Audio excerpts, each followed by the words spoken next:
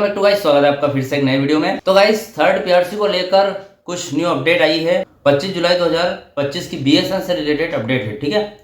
तो चलिए, आज थर्ड पीआरसी को लेकर बहुत ही ज़्यादा बीएसएनएल एम्प्लॉइज इंतजार कर रहे हैं। तो जो कुछ भी थर्ड पीआरसी से रिलेटेड अपडेट होगी, ठीक है, तारीख बाय तारीख, डे बाय डे मैं वीडियो बनाता रहूँगा, ठीक है, आपके लिए लाता रहूँगा। अगर बीएसएनएल के इस चैनल को आपने अभी तक सब्सक्राइब नहीं किया है तो सब्सक्राइब कर ले, क्योंकि बीएसएनएल की सारी न्यूज़ इस चैनल पर हर एक न्यू अपडेट डलेगी, ठीक है। चलिए गाइस, बढ़ाते हैं वीडियो को आगे। तो देखिए गाइस, यहाँ पर आप देख सकते हैं मेरे पास एक स्क्रीनशॉट है, साइड में देखिएगा। बीएसएनएल ईयू का 11वां अखिल भारतीय सम्मेलन सफल रहा, ठीक है। ये 25 तारीख की न्यूज़ है। अखिल भारतीय सम्मेलन के पहले दिन महासचिव कॉमरेड पी अभिमन्यु ने अखिल भारतीय सम्मेलन की रिपोर्ट का विस्तृत प्रस्तुतिकरण किया है, ठीक है। इसके आधार पर प्रतिनिधियों ने गहन विचार विमर्श किया। सामान्य तौर पर प्रतिनिधियों ने पिछले 3 वर्षों के दौरान सीएचक्यू द्वारा किए गए अच्छे कार्यों की सराहना की है, ठीक है। उन्होंने वेतन संशोधन जैसे ज्वलंत मुद्दे पर सीएचक्यू द्वारा की गई कार्रवाई की भी सराहना की है। अब देखिए, यहाँ पर वेतन संशोधन की बात आई है, मतलब थर्ड पीआरसी की, ठीक है। मतलब थर्ड पीआरसी का मुद्दा हर मीटिंग में उठ रहा है, ठीक है। तो एक हिसाब से देखा जाए तो थर्ड पीआरसी ज़्यादा से ज़्यादा जगहों पर थर्ड पीआरसी की चर्चा हो रही है, बीएसएनएल के हर मीटिंग में हो रही है। तो ये तो 100% तय है कि थर्ड पीआरसी लागू होगी, ठीक है। अब ये ज़रूरी नहीं कि थर्ड पीआरसी जो लागू हो रही है वो बीएसएनएल एम्प्लॉयज़ के द्वारा जो 3 डिमांड्स रखी है उसके आधार पर हो। तो जो भी होगा देखेंगे आगे। तो चलिए और बताता हूँ आपको क्या यहाँ पर न्यू अपडेट आई है। लेकिन इसके साथ ही इस मुद्दे के शीघ्र समाधान के लिए भी अपनी उत्सुकता भी व्यक्त की है, ठीक है। अब देखिए, यहाँ पर कहा गया है कि इसका जो समाधान है भैया, वो थर्ड पीआरसी में जो बीएसएनएल एम्प्लॉयज़ है या फिर बीएसएनएल इनके मैनेजमेंट है, इनके बीच में जो कुछ भी हुआ है, क्या बीएसएनएल मैनेजमेंट बोल रही है कि 2022 का जो पे स्केल उसी के हिसाब से थर्ड पीआरसी लागू होगी, और बीएसएनएल एम्प्लॉयज़ बोल रहे हैं कि हमारे 3 डिमांड, ये डिमांड भी उसमें ऐड कर दो, उसके बाद थर्ड पीआरसी आप लागू कर दो।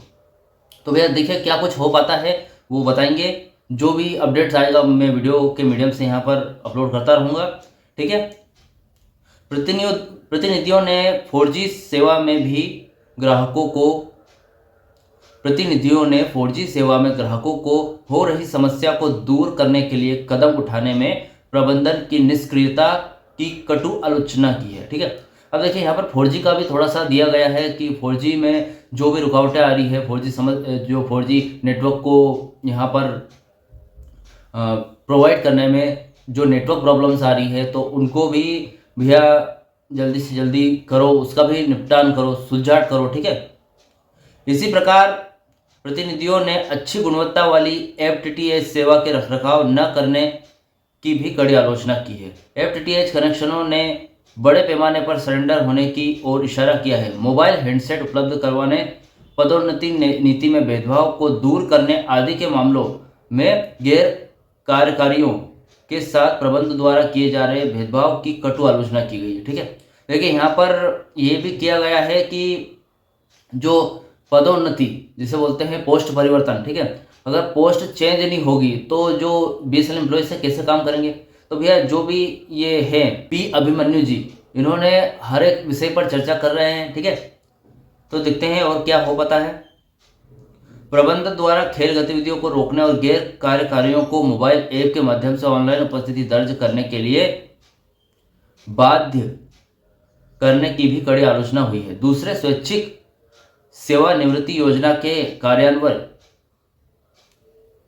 का कड़ा विरोध किया गया है और गैर कार्यकारियों के लिए एक नई पदोन्नति नीति और भत्तों में शीघ्र संशोधन की आवश्यकता पर बल दिया गया है, ठीक है।